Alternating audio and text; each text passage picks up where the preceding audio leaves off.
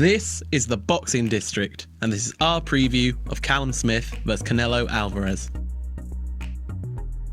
This Saturday night, Callum Smith is defending his WBA and Ring Magazine Super-Middleweight Championships against Canelo Álvarez, the four-weight world champion who still currently holds the WBA Middleweight Championship and the sort of valuable WBC Franchise Championship. The WBC Super-Middleweight Championship that was recently vacated by David Benavidez will also be up for grabs, with the winner of this fight being the clear #1 Super-Middleweight in the world. The fight is being shown on DAZN in the US, as you might expect for a Canelo fight, but also in the UK, with this being the streaming platform's first big boxing event in the UK, where the subscription price is still only £2 a month. Callum Smith goes into this fight with an undefeated record of 27-0, whereas Canelo has a record of 53 wins, 1 loss and 2 draws, with the loss coming in his fight with Floyd Mayweather in 2013, and neither man has actually been in the ring since November last year.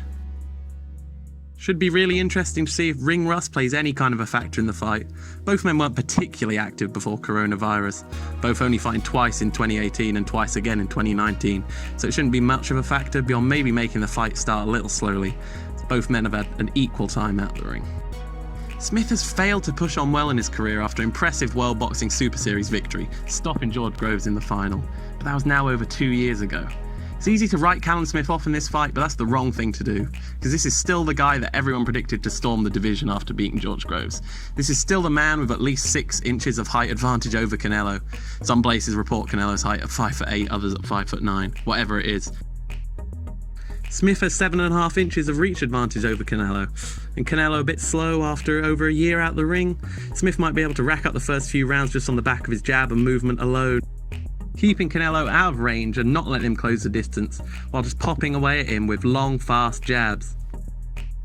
And with the threat of a right hand if Canelo becomes too reckless in his forward movement. Smith has to win the majority of the early rounds and not let Canelo find a rhythm to have any success in this fight.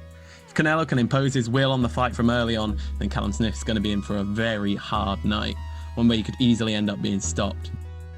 In those early rounds, if Canelo closes the distance, Smith will just hug him. It's crude but effective. Use his size and weight to manhandle Canelo in the clinch. Make him uncomfortable and make him frustrated. That's a key to victory.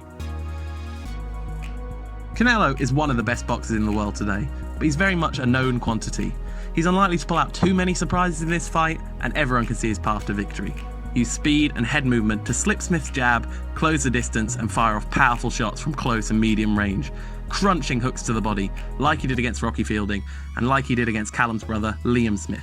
Canelo's going to be targeting Callum Smith's torso pretty much from the first bell, and Callum can't let him succeed or face the effects of cumulative body shots for 12 rounds from one of the best in the world. Smith has to be careful on the offense against Canelo as well. If he's too gung-ho at any time, Canelo can easily end the fight with one well-placed counterpunch. He's one of the best counterpunchers in the world. This is where we have to talk about the John Ryder fight. John Ryder was basically the perfect opponent for Callum Smith to fight in preparation for Canelo Álvarez. Outside of being southpaw, Ryder is the same size and build as Canelo, with a pretty similar style, but obviously isn't quite on the same level of quality. John Ryder was consistently able to close the distance on Callum Smith, while Smith just tucked up and ate the shots, a strategy that's only going to lead to a stoppage loss against someone as powerful and skilled at picking their shots as Canelo. Smith looked unfocused, underprepared and lackadaisical in the Ryder fight, compared to the well-drilled machine we saw retire George Groves. I guess Smith took the fight lightly, thinking the fight was in the bank when judging that Ryder already had 4 losses on his record. Maybe he also felt frustrated that he was having to face this unexciting domestic mandatory challenger, while the big lucrative fights that his achievements have earned have still managed to evade him. But no matter the reason, Smith's performance against Ryder was really poor, and that quality of performance against the Mexican monster that is Canelo Álvarez were getting badly stopped. Despite the poor performance and the razor-tight scorecards, Callum Smith actually got 12 good rounds against someone with a very similar physicality and style to Canelo in his last fight. And Canelo has never faced anyone as big as Smith before, who would be a big light heavyweight, let alone super middleweight. Callum Smith needs a career best performance to defeat Canelo. He really does. And to be blunt, I don't see it happening. I think Smith will go toe-to-toe with Canelo for every second he's in the ring, but ultimately he's going to come up short, as Canelo will eventually be able to read Smith more in the later rounds, slipping his jabs and closing the distance more often. I think Canelo will get a scare in the first 6 rounds, as Smith will do a decent job of keeping Canelo away from him, but eventually the body shots will catch up and Canelo will do enough damage.